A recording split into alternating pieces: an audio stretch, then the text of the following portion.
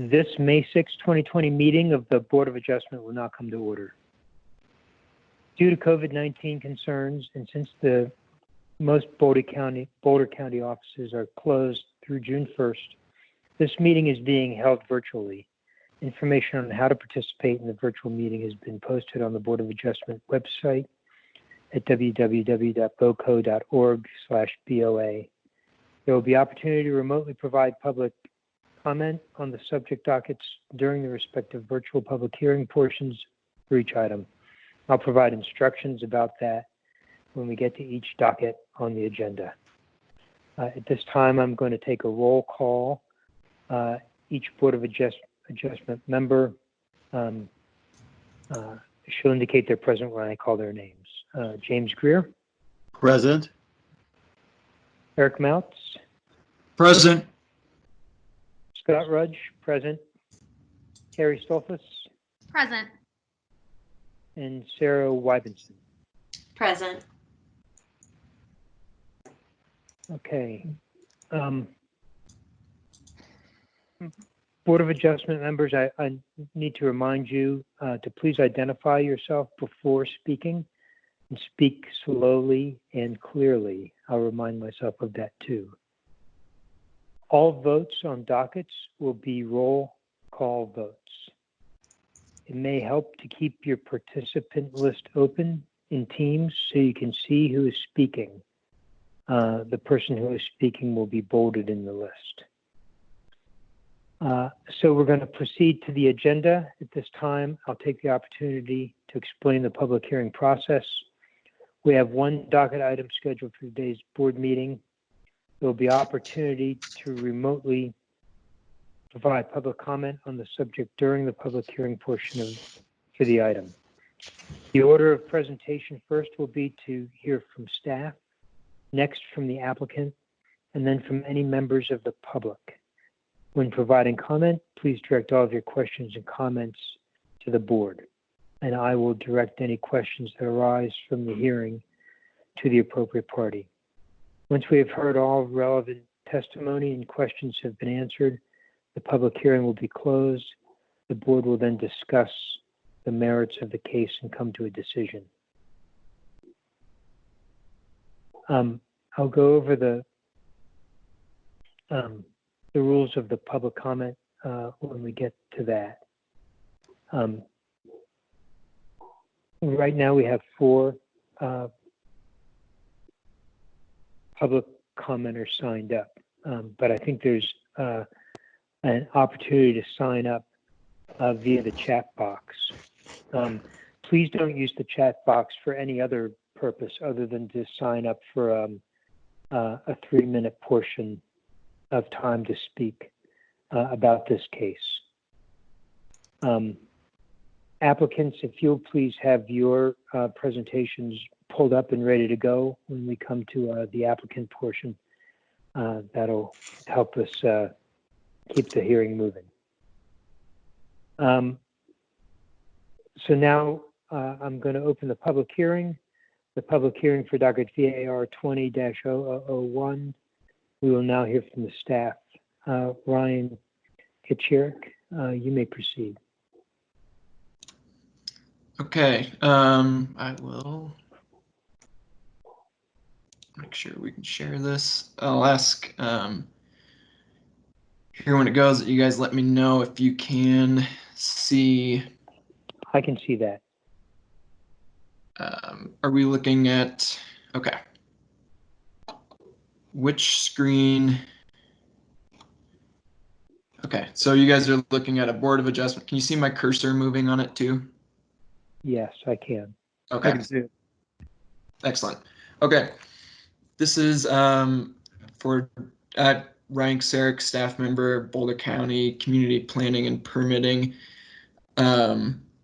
Staff planner presenting for the May 6, 2020 Board Adjustment meeting for VAR 20-001. We are looking at a request for a 35-foot setback from the center line of El Dorado Springs Drive, where the required setback is 60 feet. in order to construct an addition to an existing residence. The location is 3333 Eldorado Springs Drive.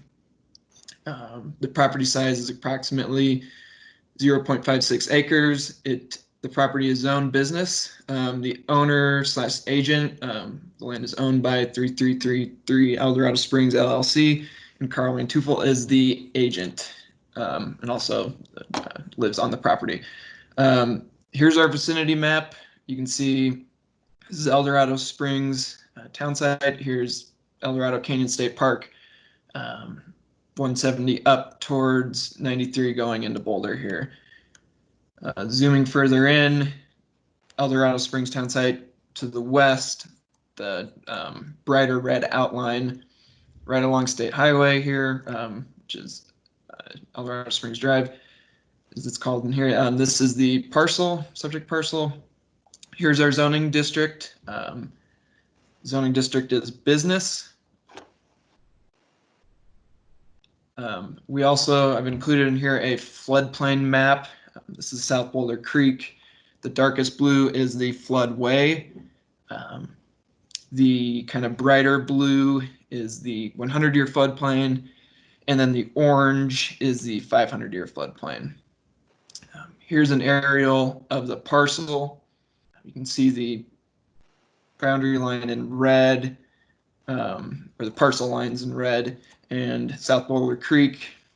This is more or less, top of the screen is north, right of the screen is east, south, down, west to the left. This is our subject parcel. Here's the existing residence. You can see it pretty clearly in this aerial. So going to the map, I'll kind of put your attention here first to the north arrow. So we shifted this a little bit to make it fit better to our screen. Setbacks from the center line in the business district, from the center line of Eldorado Springs Drive. So road center is 60 feet for the front setback. So that's what we are looking at. It's highlighted here in orange. The property features 3 side setbacks, which is here in red, here in pink, purplish, and here in green. Those side setbacks are 0 or 12 feet for the west, 0, 12 north, and 0, 12 east. This also shows existing structures here too, but to give you an idea of what the setbacks look like on the property as required by the zoning district. This is a shot from the survey. So again, see our north arrow at the angle here. There are a number of existing structures on the subject parcel. Ones in green are to remain. So that's that existing garage, existing 1-story frame house. There, here in red, are sheds that are structures to be removed. I think there's a little confusion with the that maybe came across. We received some questions through the process of doing our analysis from what was handed in, and even through to the staff rec, between the staff rec getting posted last week and this presentation today. In discussions with the applicant, it was the desire to remove these structures in red here. You can see in orange, we've outlined a portion of a deck that's attached to the 1-story house, 1-story residence.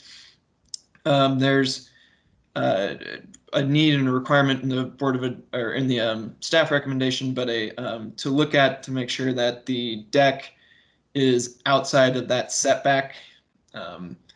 If it isn't, the staff recommendation recommended removing the portion that is in the setback. We'll talk about that more later, but to give you an idea of the structures that are on the parcel, you can see them here. So the site plan, what came in from the applicant through their building permit necessitating this variance to occur, was a 1,700 square foot addition to the existing residence. So we can see the existing residence here, and to permit or keep on the property the 390 square foot garage. I've also highlighted here the required setbacks. so we can get an idea of how those additions and those permittings relate to the setbacks.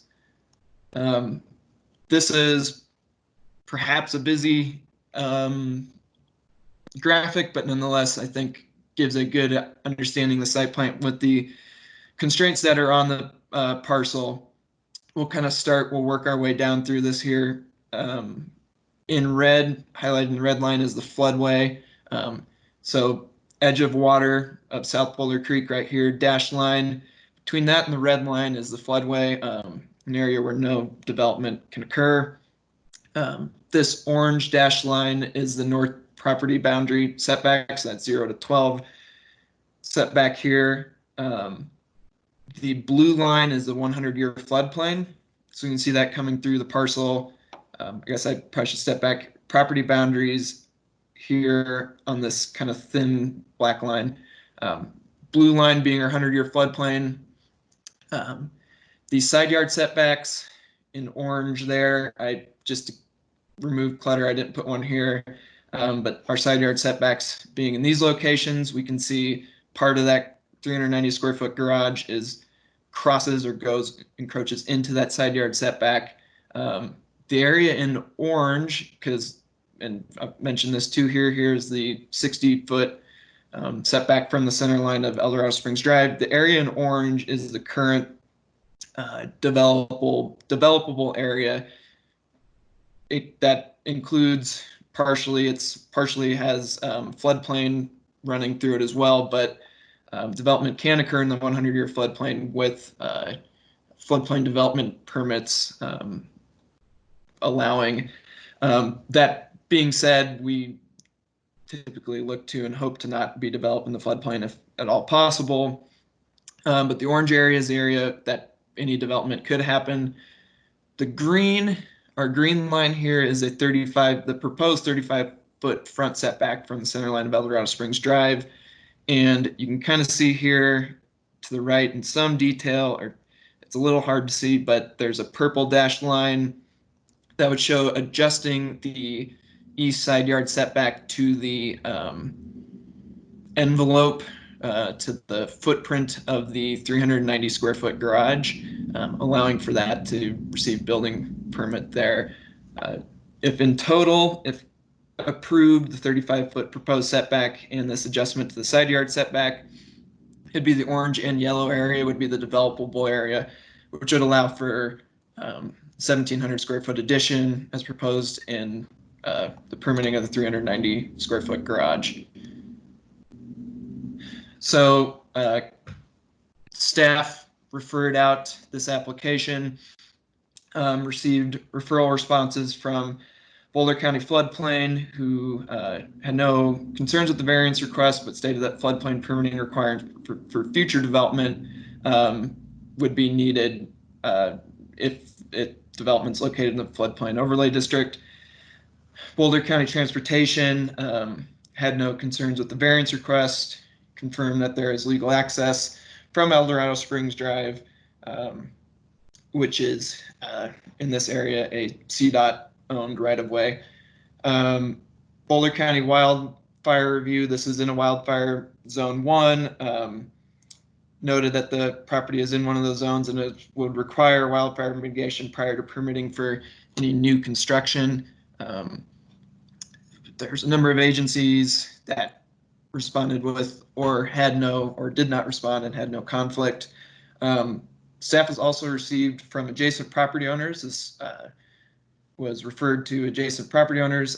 We received 12 comments from residents in the Eldorado Springs area, 10 comments outright support of the project, of the variance, 1 supporting the variance but expressing concerns related to the future SPR that will be needed for the proposed development, and then 1 comment neither supporting nor objecting to the project, more just asking kind of general questions about the project, many of them being related to a future SPR, which kind of rolls us into this slide.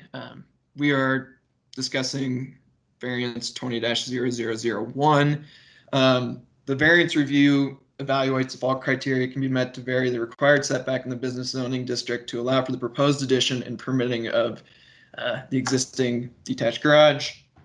This is looking at the required setbacks for the business zoning district, which is a front setback of 60 feet from the center line of the existing road, and the side of 012 from the property line to allow for the permitting of the existing detached garage. The future reviews, so if this variance is granted, there would be a site plan review would be needed to review the 1,700 square foot addition, permitting existing detached garage and removal of sheds and decks and other structures on the property. Some of the potential impacts that are reviewed through the SPR process are the intensity of the use on the sites, the intensity of this residential use on the site, the bulk and massing of proposed structures, lighting plans that may be associated with the proposed structure, and then location of those structures, additions of those proposed structures in additions to floodplain and setbacks, essentially making sure that they still adhere to all setbacks, either those granted through the variance or otherwise on the property. So we'll get into the variance criteria. In order to grant a variance, the Board of Adjustment shall find that the following criteria have been satisfied. This comes from section 4-1202B2. Criteria A, there exist exceptional or extraordinary physical circumstances of the subject property, such as irregularity, narrowness, shallowness, or slope. Before we get quite to the staff analysis, I want to put on here, here's some dimensions to the property. It's a kind of long and narrow property.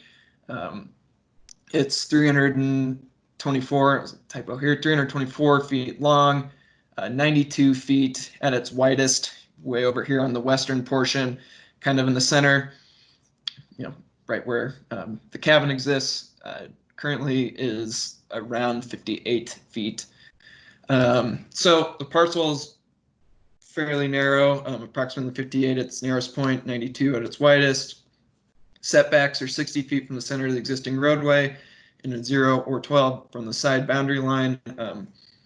There's floodway along the northern portion, as we had looked at before, 100-year floodplain that bisects much of the parcel, all creating an exceptional, kind of extraordinary physical circumstances in this property. And as condition, staff finds this criterion can be met. We go to B. Because of the physical circumstances, the strict application of the code creates an exceptional undue hardship upon the property owner. Front setback of 60 feet from the center line of existing roadway severely restricts the buildable area. Strict application of the code would not allow for any new construction or remodeling of existing structures, given that much, if not all of them, are located in one of the setbacks or in the floodway or floodplain. The existing structure, like I said, is built both in front and sides. In order for the existing detached garage to receive a building permit built in 1950, the garage, both setbacks would need to be adjusted. Staff again finds that as conditioned, due to the fact of kind of when things were built there and how this zoning district is, that staff finds that this criterion can be met. C, the hardship is not self-imposed. The subject parcel was recognized in its current configuration in 2001.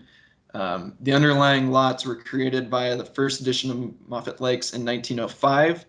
The existing residence and detached garage was built in 1950, with the B zoning designation not occurring until 1965. As conditioned, this criterion staff finds this criterion can be met.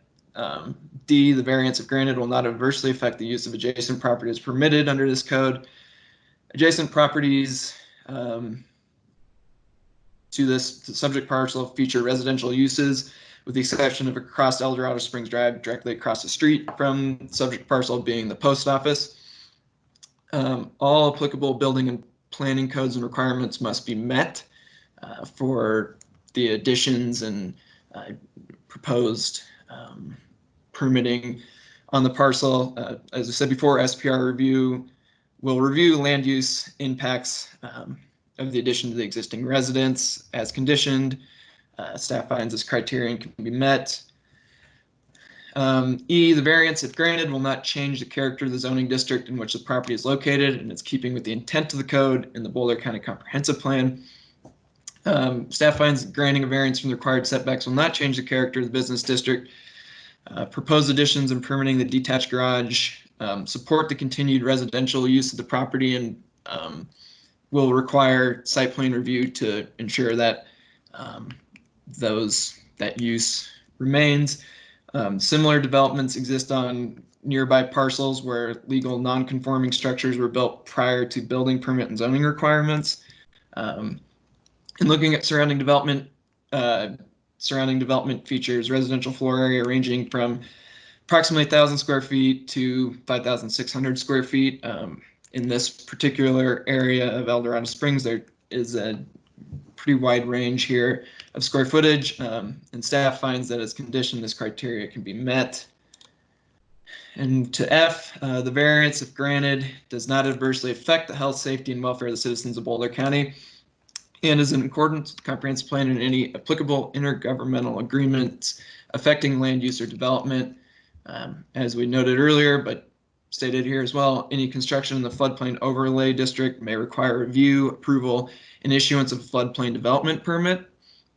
That said, proposed additions require site plan review, so potential issues that may affect health, safety, and welfare, such as access and potential effects of the addition to health, safety, and welfare will be addressed through the review of that site plan review. Staff finds that as conditioned, this criteria can be met.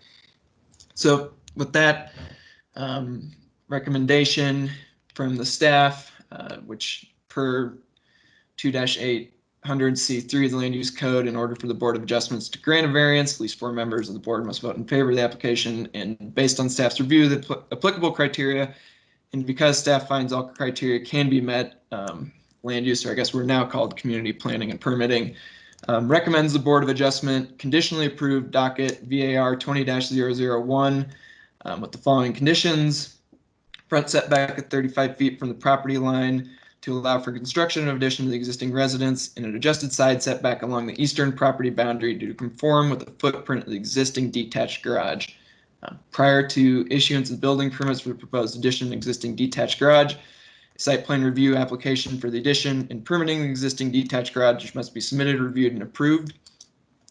Setback surveys for all structures are required. The existing detached garage footprint must be surveyed to establish the eastern side setback, and construction must comply with all applicable codes and requirements. That is it for my slideshow and for my presentation. I hope that I wasn't able to see everybody. I hope everybody could hear me and that it came through clear. Board members, are there questions for staff?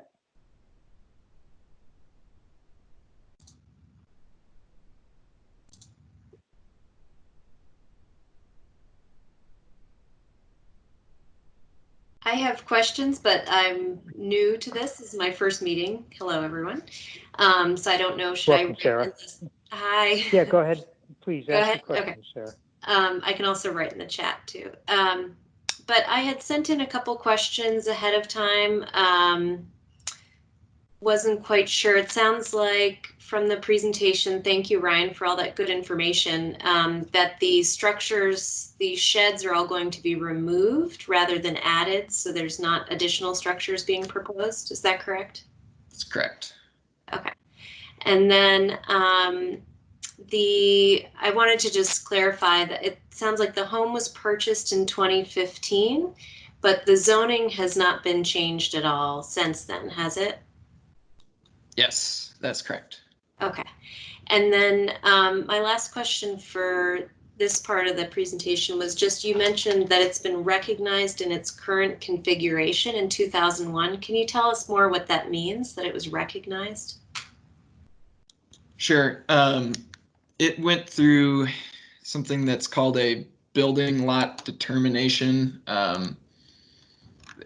which can sound confusing potentially to people, but what building lot determination means is staff looked at to see that at the time that the deed was created, it was done in a legal way. So right now, if you were wanting to split up, subdivide land, if you don't go through a process of some kind, a planning process of some type, you need to be splitting up lots that are 35 acres or larger. That I think came in and man, my history says 1971 when that rule came through. So what staff does is goes through and looks at deeds to make sure that in land use records and things to see that a parcel, when it was divided, was done correctly and was done legally. If it was done legally, then it's a buildable lot. So in 2001, somebody submitted a application to get a determination on if that occurred, and staff found that it did. Okay, thank you. And then one other question I had that I had sent in was the suggestion of possibly removing a portion of the deck. I thought that sounded, I couldn't quite see how that would work in practice. Can you explain what that would mean for the applicant? Sure. So staff, in the staff recommendation, recommended that the portion of that either a new survey or a more detailed survey be provided that shows if the deck is within that 12-foot setback. If a portion of the deck is, then staff recommends requiring that portion of the deck be removed. This is something that is consistent with how we look at this. There's a structure that is within the setback. We found that structure in the setback is also within the floodplain, and if permitted or approved, it would be increasing kind of a nonconformity in the setback like that. This is something that we see from time to time, but staff sees it as either the deck needs to be modified, needs to be shown that it isn't in the setback, or removed or addressed in some way where it isn't in that setback. Okay, thank you. That's all my questions for now. Thank you, Sarah. Board members, any other questions for staff?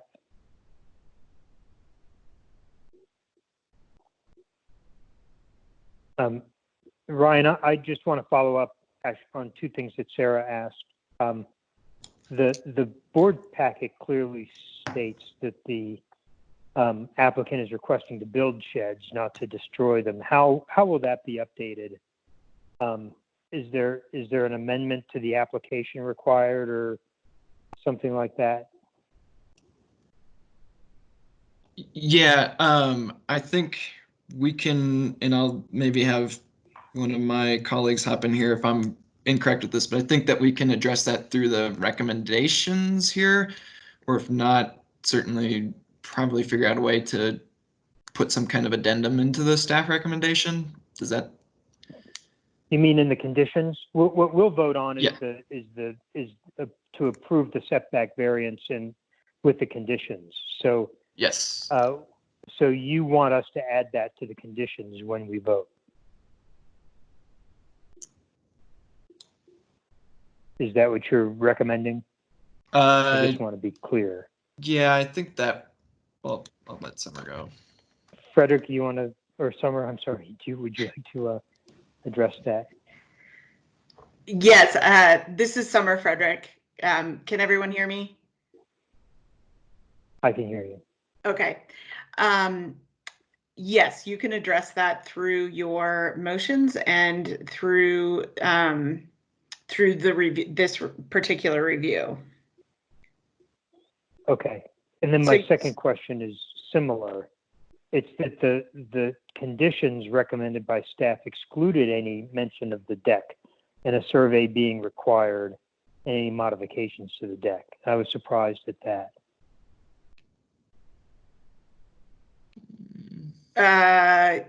So you're asking, you're saying that it doesn't, there weren't any conditions to address what would happen with the deck?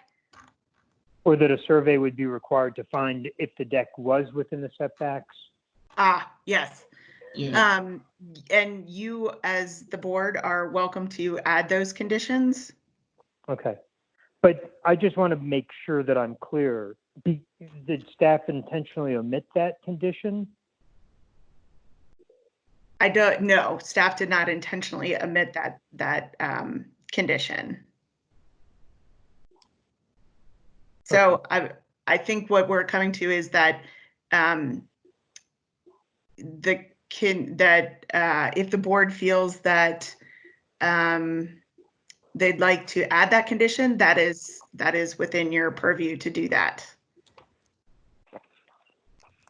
And if we don't add that condition, would that anyway be part of the site plan review or any other subsequent review?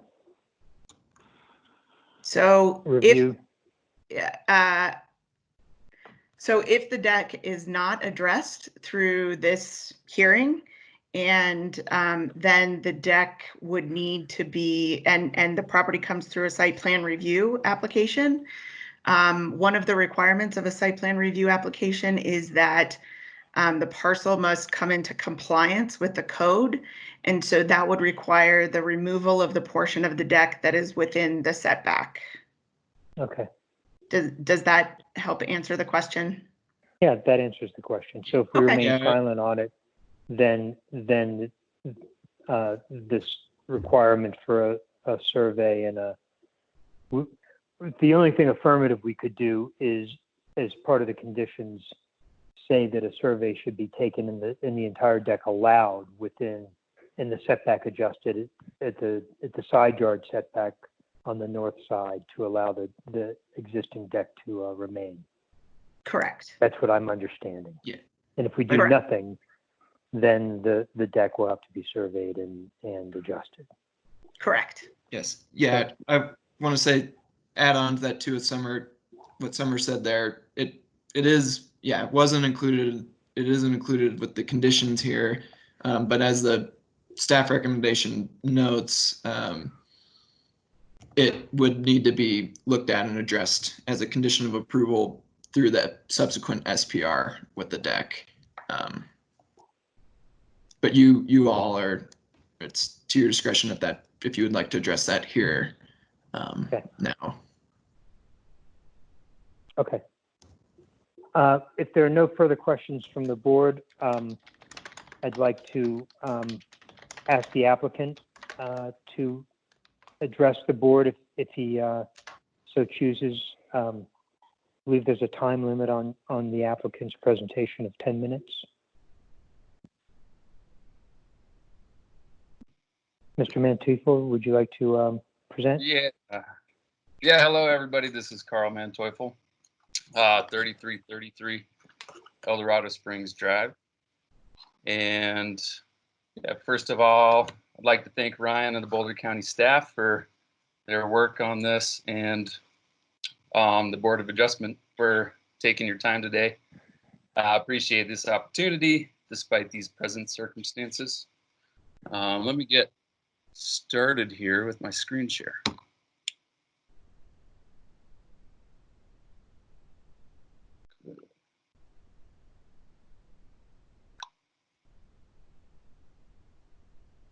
So I want to make sure if everybody can hear me and see this.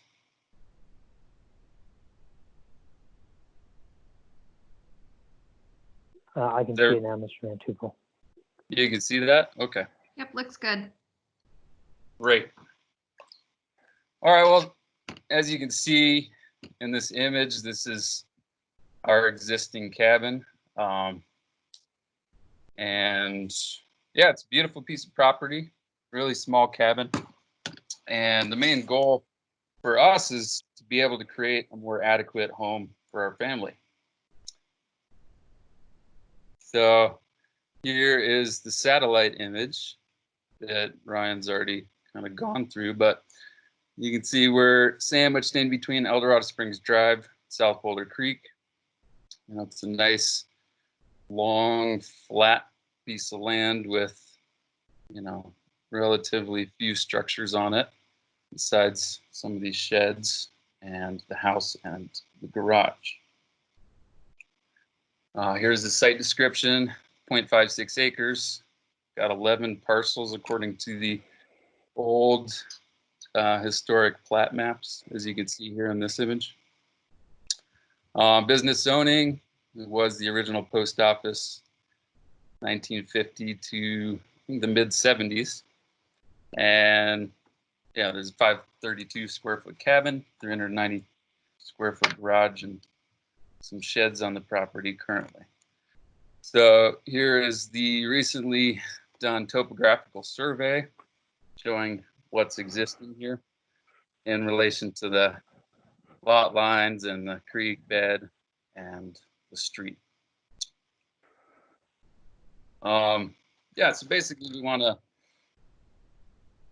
build a 1,700 square foot addition onto the west side of this cabin. Made a narrow design to fit the lot shape and designed it to be to the west of the cabin, entirely outside of the 100-year floodplain, to stay out of that as much as possible. And basically we just like to keep the existing structures of the cabin, the garage, and ideally the rear deck, which, as we just spoke about, barely infringes on that rear setback. And in fact, it's cantilevered a fair amount, so the posts and footers are inside the setback. Basically, we need a variance to do pretty much any improvement on this property, as we've seen on the maps here. So here's the proposed site plan, and we can see the 100-year floodplain, floodway, 60-foot center road setback, and proposed addition. So, there do exist extraordinary physical circumstances. We have a narrow lot, really narrow buildable area. We have a 100-year floodplain and floodway. The setback requirements are, just make the buildable area too small.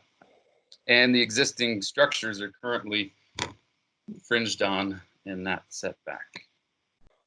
The requirements for business zoning are 60 feet from the center of the road, 20 feet from the rear, 0 or 12 for the sides. And we're considering the rear as a side as it's not parallel to the front.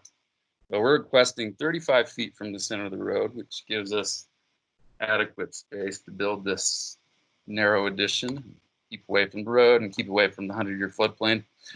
And what I'm seeing on the survey is that if we get a 7-foot side yard setback for the garage where 0 or 12 is required, that should work. But yeah, we can get a more precise survey as well. Get our surveyor back to make sure that is correct. And what I'm proposing is, or asking the board for, is to adjust the rear just for this deck to allow to keep it. And that would just be adjusting it from this 0 or 12 to 10 foot off the rear property line for this deck. Here we see this site plan again, where the green is showing the possible buildable area right now, according to the setback rules.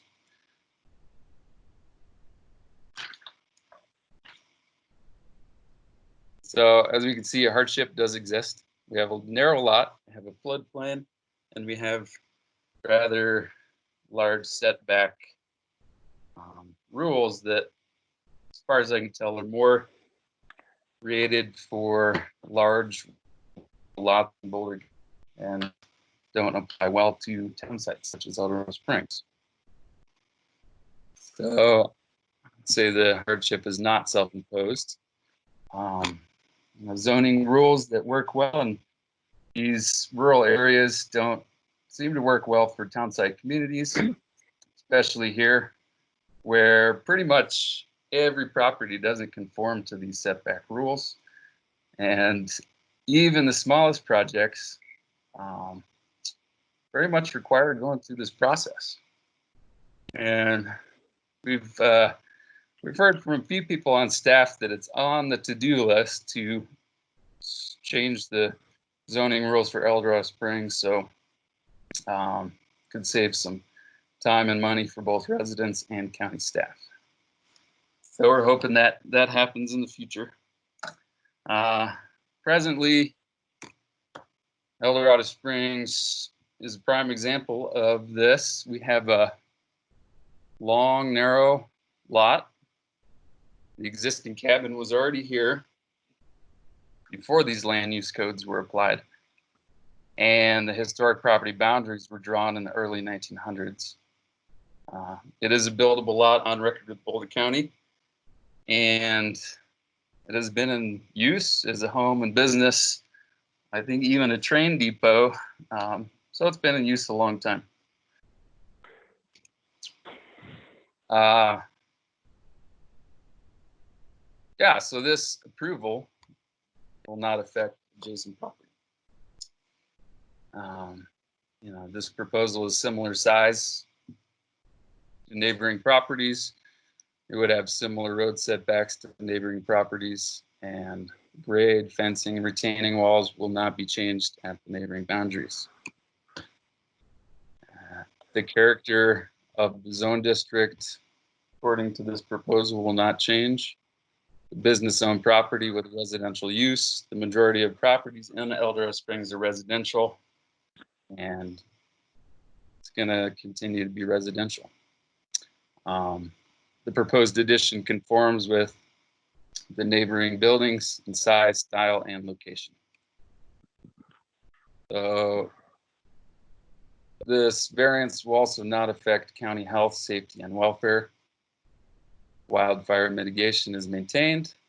Existing services, site access, utilities, etc., will not be disturbed by this project. And the new construction will comply with floodplain development code, you know, ideally being fully outside of the 100-year, and any modifications to the existing structures will obviously have to conform with these rules as well. So, in summary, we're requesting the Board of Adjustment grant variance for this 35-foot front yard setback, side setback for the existing garage to exist as it is, and side yard setback for the existing deck to exist where it is currently.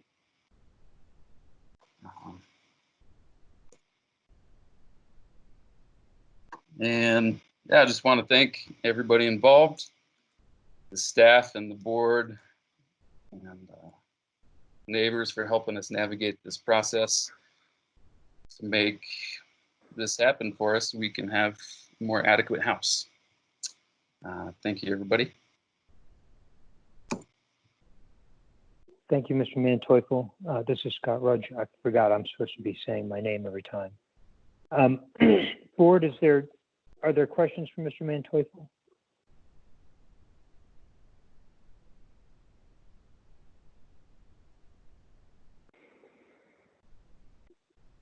If not, I will now allow for public testimony. I have 3 names.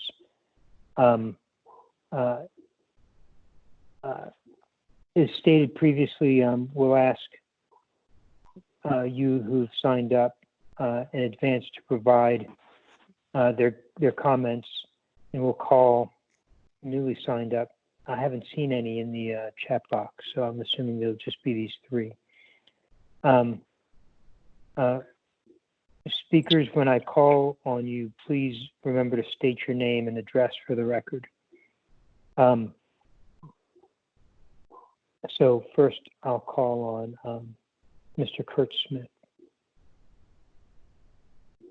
Yeah, thank you very much, Board. I appreciate the opportunity to speak at this hearing. My name is Kurt Smith. I reside at 3400 El Dorado Springs Drive. I am just to the south and east diagonally from Carl's property. And I've been there for 26 years now. Very happy resident in El Dorado Springs that, as you all know, has its own special character. And I just would like to strongly support the recommendation that Carl has conditional approval of the setbacks, 35 from the center line of the road, side setbacks, and also the rear setback for the deck that he has back there. So I strongly support that. You know, Carl Lapita and their son I've been able to see them in our community for many years now, and they're just the sort of people that you want to have in town. You know, they're friendly, they help you out, and they're just really good community builders. So it's the kind of people that we really want to have in our town. And as they want to provide an adequate home for their family, I'm just fully supportive of that. What they're living in now, I know is tiny, and it just does not promote being able to raise a son and others if that ever happens. So I'm just very happy to have them in our community, support them in this variance and building a home that's adequate for their family. And I will provide any assistance that the board or Carl and family need from me in helping them to make this happen.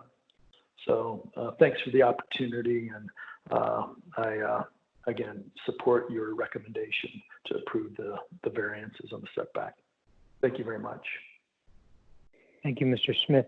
The next member of the public is Helen Donovan. Hello, can you hear me?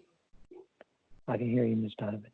Hi, my name is Helene Donovan, and I reside at 27 El Dorado Springs Drive, which is directly across the street from Carl and Arpita.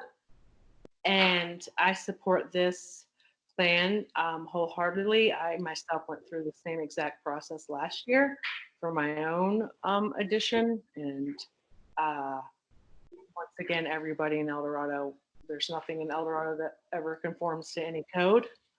And it's a burden we all have to deal with until we come up with put the zoning regulations in place for El Dorado, which are already drafted and on the Boulder County Land Use website. So the intention is there. So I just want to say I support this.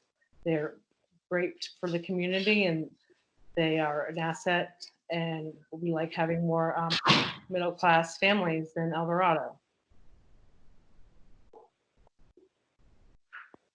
Thank you, Ms. Donovan. Next is Alan Brown. Hello, can you hear me? Yes, Mr. Brown, I can hear you. This is Alan Brown, 148 Artesian Drive. You have to forgive me, I'm just speaking into my phone in an awkward place. But my first point is that I support the 35-foot front yard setback that's been requested by Carl and Arpita. Second point, I support removal of the encroaching deck into South Boulder Creek there. Third point, I support a site plan review application for this property that considers the type of wall that would go in front along the road, considers parking spaces, etc. And then my last comment, I have heard a number of times Board of Adjustment commenting generally in opposition to granting variances in El Dorado Springs. I think this is a short-sighted comment on the part of board members. This is a 1908 platted community. There are a large number of 3,000 square foot lots, which have no real hope of meeting an estate residential zoning rules like setbacks. And there isn't really a consensus. This is just me speaking as a neighborhood group person in El Dorado Springs for 25 years. There's no real consensus of what to do either in the Boulder County staff or in community members. Each property owner has their individual interests. They don't particularly mesh with the property next door. And thank you for the opportunity to comment. I'm finished. Thank you, Mr. Brown. Seeing no additional speakers added on the chat box, at this time, I'm going to close the meeting for public comment and open the meeting for board discussion. Well, I'm sorry. I was supposed to give staff a chance to rebut any of the applicant's presentation, and then the applicant a final chance. Does the staff have any corrections or any points they want to make in light of the applicant's presentation? Yeah, this is Ryan Ksarek, Boulder County Community Planning and Permitting staff. I do want to clarify to the side setback with the detached garage. Staff's recommendation is that the outline or the footprint of the garage, to have the setback. Go ahead. Sorry, that was Richard Hackett, staff. I was talking to another staffer. Sorry. Okay. But I was saying, staff is recommending that the footprint of the detached garage, that the side setback be adjusted just to the footprint of the detached garage, and not be a blanket adjustment of that eastern side setback to a certain distance of feet from the side parcel line. So as opposed to making it a blanket 7-foot side setback, staff's recommendation is that that eastern side setback be adjusted to the footprint of the garage to kind of blanket the garage, so to speak, but then maintain the 12-foot side yard setback in all areas that the garage doesn't protrude into. So I wanted to clarify that as a part of staff's recommendation for that side yard setback. Okay. Thank you, Ryan. Are there any additional questions for staff from the board?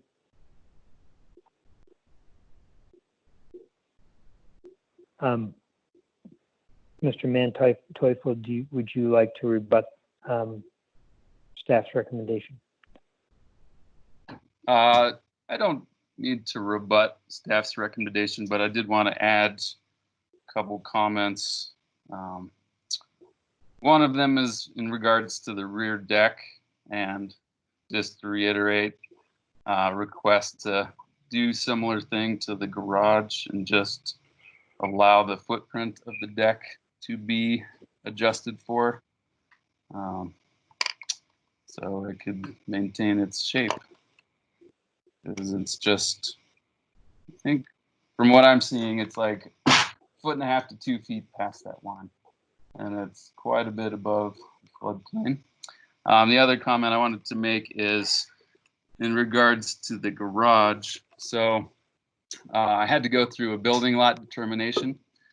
I think it was 2 years ago, because this wasn't a buildable lot. And basically I found out that the reason it wasn't a buildable lot is back in, I think it was 2001 or before, the neighbors to the east built a wall onto the property on this side. And when the when everybody found out that the wall that was already constructed, it's like a stucco wall, was over the property line, they did a boundary line adjustment. And so then they moved the property line further to the west. Basically, that has resulted in the garage being closer to the new property line than it was originally. So just wanted to clarify the information I had about why that's there and what's going on with that section to essentially elucidate the decision on the garage setback. Yeah, that's all I have. And again, thanks everybody for your work on this. Okay. Yeah. Thank you, Mr. Manteuffel. And would you mind stop sharing your screen?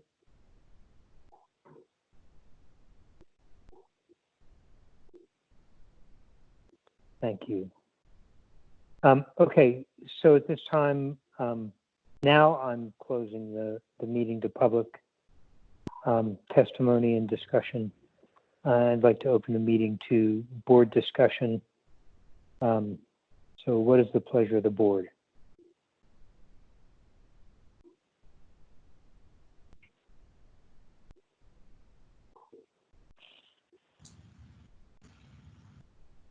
As a newcomer to the group, do we go through each of the 6 or 8 questions one by one, or do we have a general discussion?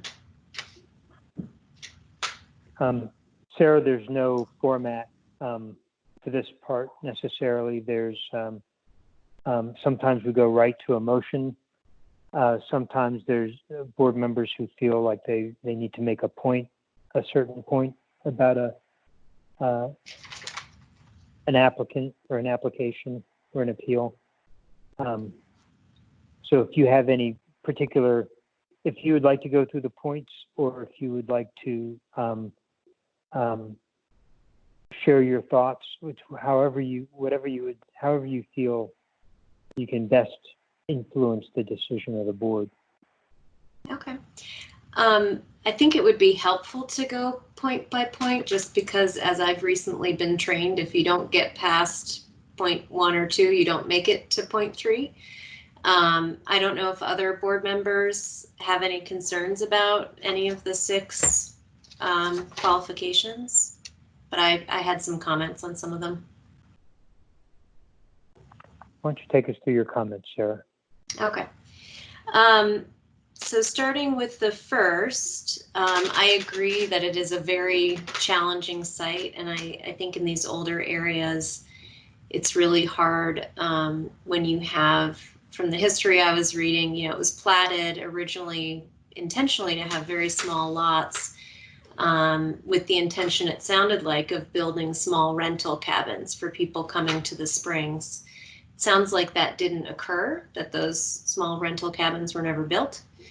So you have this leftover platting for these tiny little homes. But when I get to the questions of B and C, I actually do not agree with staff. I don't see this as an undue burden. I do think it's self-imposed, and I'm very sympathetic to the family. I used to live in 800 square feet, and I have a child, and it is tough. So, but just understanding the expectation of buying a piece of land like this, the appraisal is based on what's buildable. The zoning has not changed since 2015. So for me, it comes down to expectation. That I don't think there is an expectation of being able to build a larger home on this lot. And in fact, there's a real movement to have smaller homes is what makes more affordable homes in this area. And so, I think it is still a usable piece of land, and it's been valued.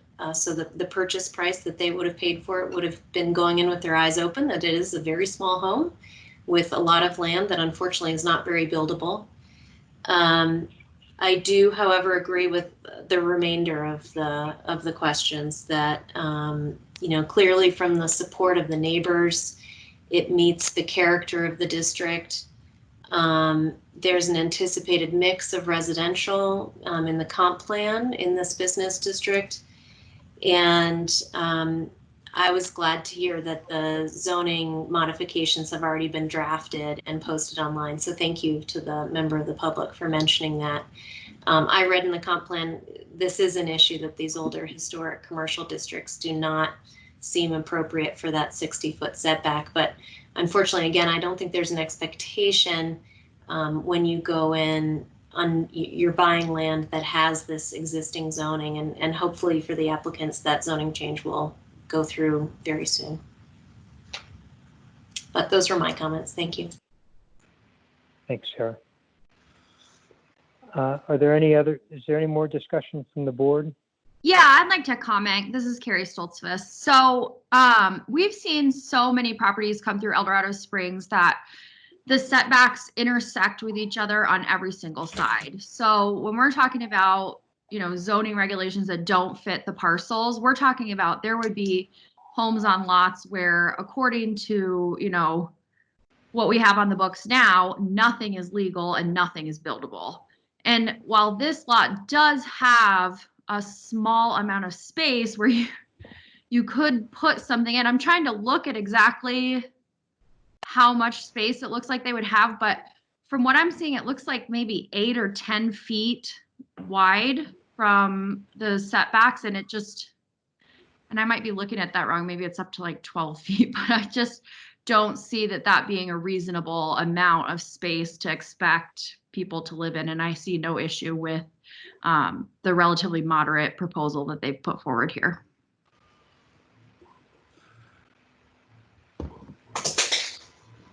Thank you, Carrie. Is there any more discussion from the board? This is Eric Moutz. I'd be inclined to approve this application as recommended by staff. The issue that has come up a number of times in past meetings about whether or not you can have a self-imposed hardship when you bought a piece of property that has existing zoning.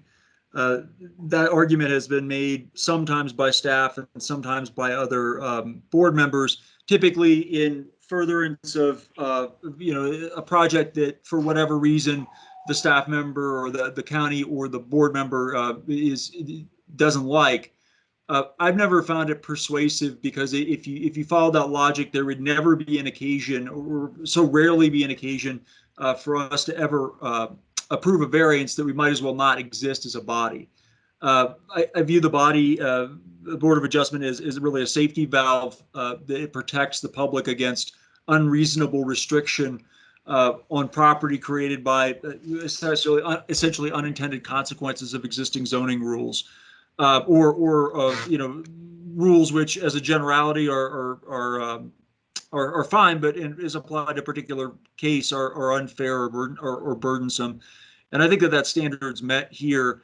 Certainly, we want to preserve some variety of housing stock in the county, but not allowing a homeowner to improve an 800 square foot house is actually, I think, a detriment to middle-class homeowners in Boulder County who are seeking to make houses available that are, suitable for a family.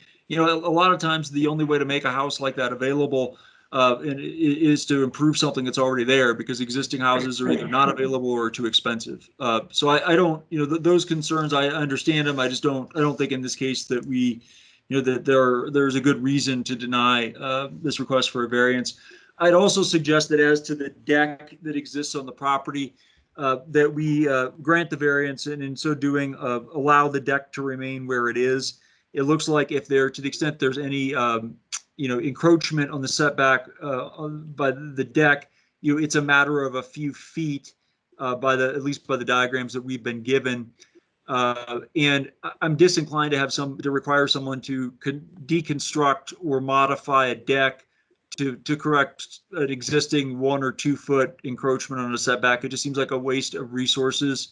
And I think I've said this in the past in other matters, that from an environmental perspective, I am against applications of the building code which require the unnecessary deconstruction or reconstruction of stuff that's already serviceable and in use.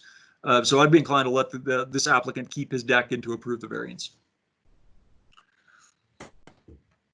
Thank you, Eric. Is there any more discussion from the board? I'd like to respond to a couple things. One, and if I'm in the minority, I agree with the last comment that it makes more sense to me in practice to grant the variation to allow the deck to remain than to remove a portion of it, and to add that as a condition, in addition to the condition to remove the sheds, as indicated tonight. I would also say that the variance, the way it's requested by the applicant, makes more sense to me, to have a consistent setback than to set it to the footprint of the building. I think that just helps in future considerations of any kind of land use on the property. I still don't think it meets that standard, just because precedent is not something that is part of the kind of standards that we're looking at. So even though this district is really problematic from the zoning that was applied after the home was built, I don't think that's part of what we're considering. And I agree, if the zoning had been changed after they purchased the property, I would be 100% behind granting the variation, but just wanted to make those points. But if I am in the minority, then I think those additional conditions or modifications to the conditions to not have to remove the deck and to have a more reasonable setback makes sense. Thank you.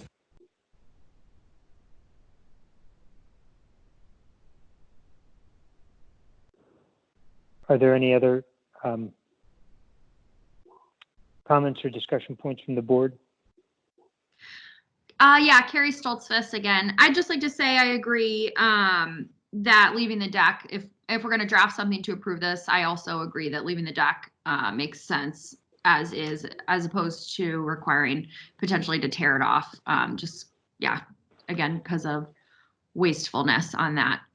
But yeah, I'm inclined to approve with those conditions we spoke about. Does anybody have it drafted in a way that's ready to present, or I can start working on something here real quick?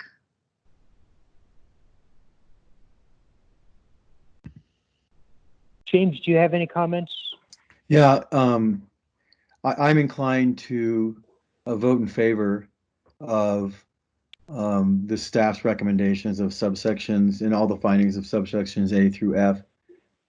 Just would caution, we have to be careful on the motion, it seems to me, because now the motion might not comport with the manner in which staff has drafted up the conditions for us to approve. So I won't be opposed to that, and I'm going to be in favor of granting this one.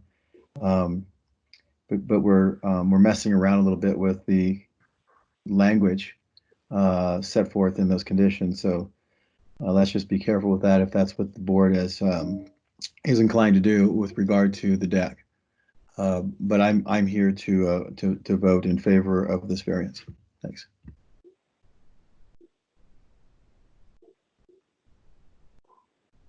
Okay. This is Scott Rudge, the chair. I'd just like to address Sarah's concern and comment. I've frequently shared that concern in the past. I've come to the understanding, with the help of counsel, that the specifically the concern that this may seem to be self-imposed because the property is what it was at the time of purchase is not within the definition of a self-imposed hardship that we're meant to consider. The types of self-imposed hardships that we're meant to consider is, for example, someone has excavated or built upon the property, then leaving that part of the property now unbuildable for additional construction or something. But specifically, the zoning that was in place at the time of purchase,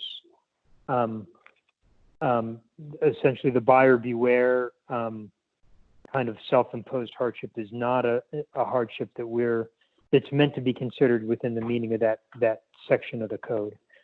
I'm I'm usually an abstainer because I feel like we spend a lot of time on El Dorado Springs approving stuff that I'm not sure that we fully understand.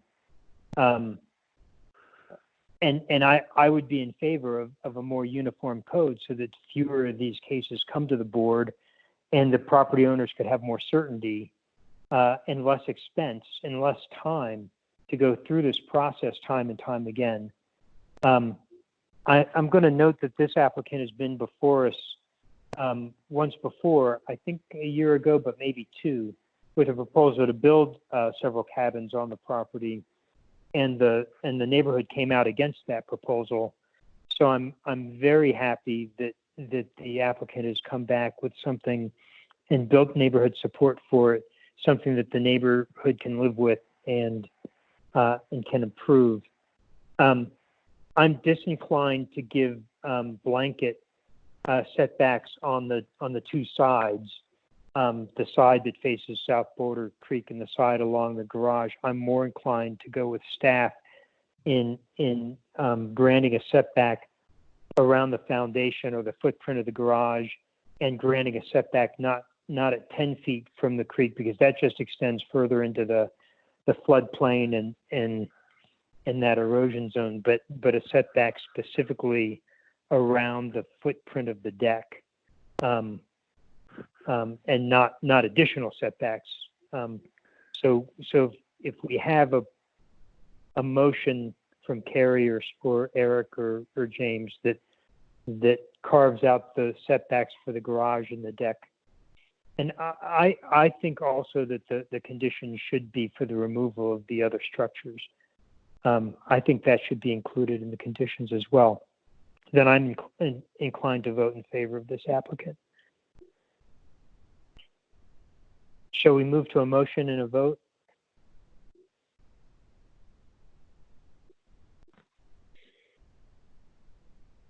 Or has my comment raised somebody else's concern or comments? Is there more discussion needed? Scott, this is Kim Sanchez. I just wanted to interject and say that that is exactly the kind of motion that you would need. The variance is for the permit that has been submitted, and you could include a variance also for as-built structures, but you can't, through this, through your authority, approve a new general setback along an entire property line. It has to be for the building permit that was submitted, just to clarify. Okay. So that settles that then. We cannot grant the applicant's request for different variances on the east and north borders of his property. We can only grant a variance around the structures that are proposed.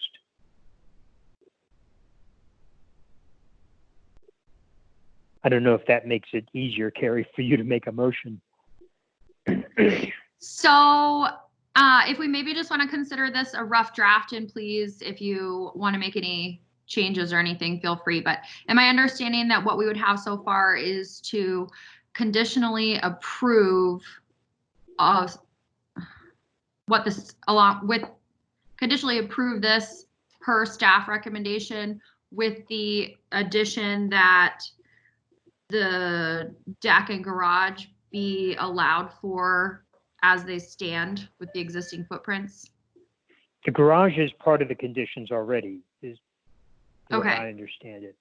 So the only change we're making to the staff conditions would be for the deck to be surveyed, and then a variance allowed around the existing footprint of the deck. Now, do we need to require, sorry, this is Carrie Stoltzfus again.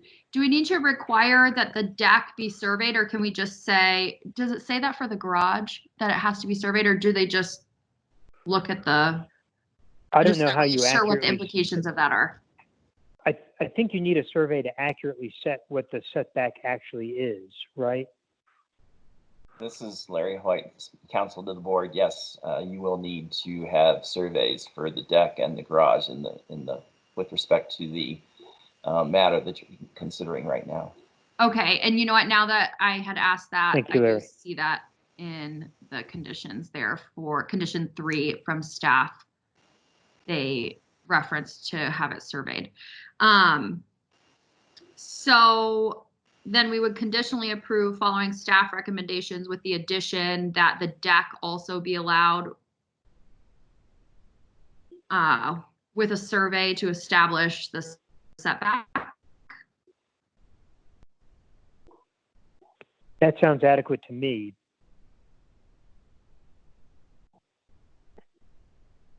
Okay.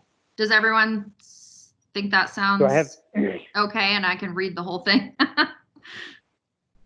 Okay, ahead, so I'll move to conditionally approve docket number docket variance 20-001 Menteufel, following all staff recommendations with the addition that the deck currently on the property will be surveyed and the footprint that's existing there will be allowed to stay. Did we want to add the removal of the sheds as well? Yeah, I thought we also wanted that. Oh, okay. Is there any discussion on that, or?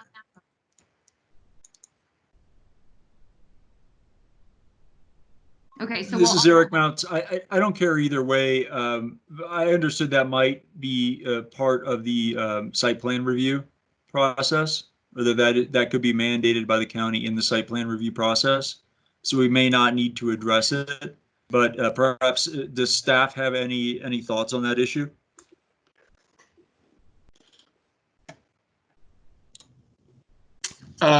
This is Ranks, Eric, with staff.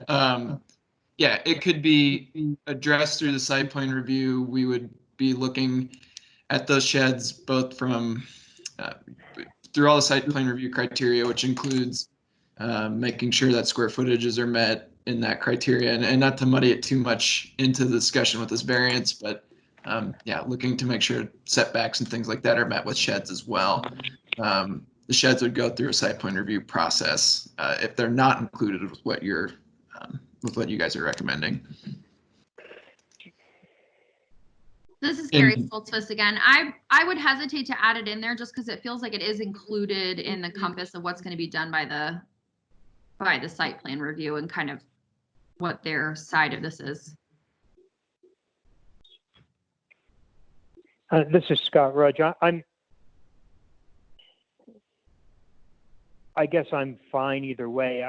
I just think I don't remember any of them being within the I remember all of them being in the setbacks and none of them being in the buildable lot area. So I guess if we're silent on them, then they're all non-conforming and they would all have to be removed. Is that correct? This is staff. I'll jump in with the sheds.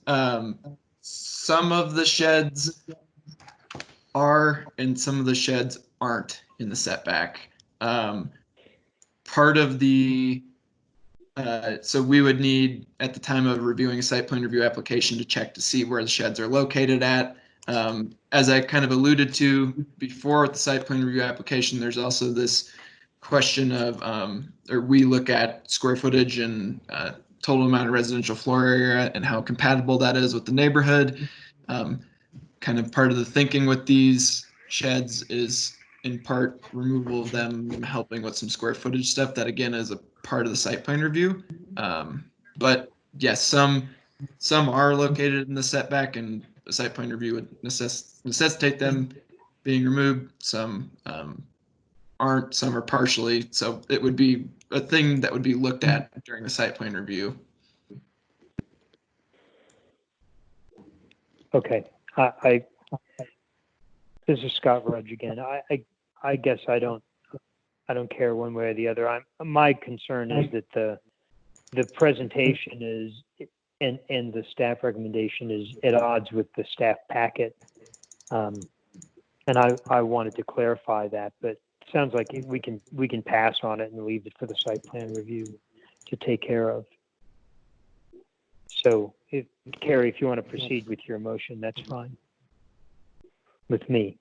Okay. Okay, so I'll motion to conditionally approve docket variance 20-001 Manteuffel.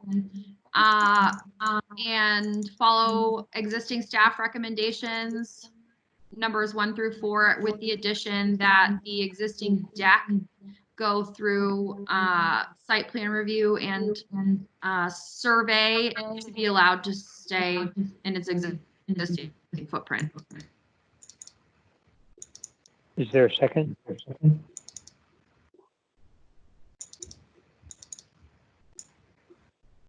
I'll second that motion. Scott Rudge, I second the motion. We'll conduct a roll call vote. Carrie, we'll start with you. Carrie Stoltzfus votes in favor. Eric?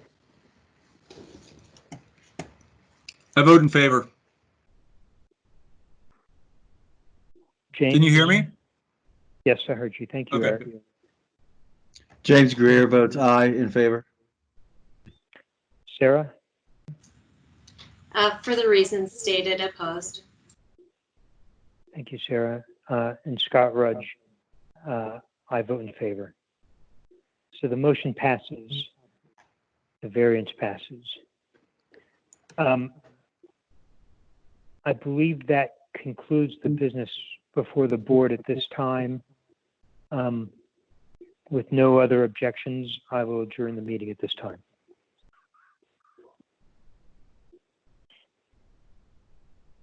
Thank you, everybody. Thank you. Thank you. Great job, Board of Adjustment.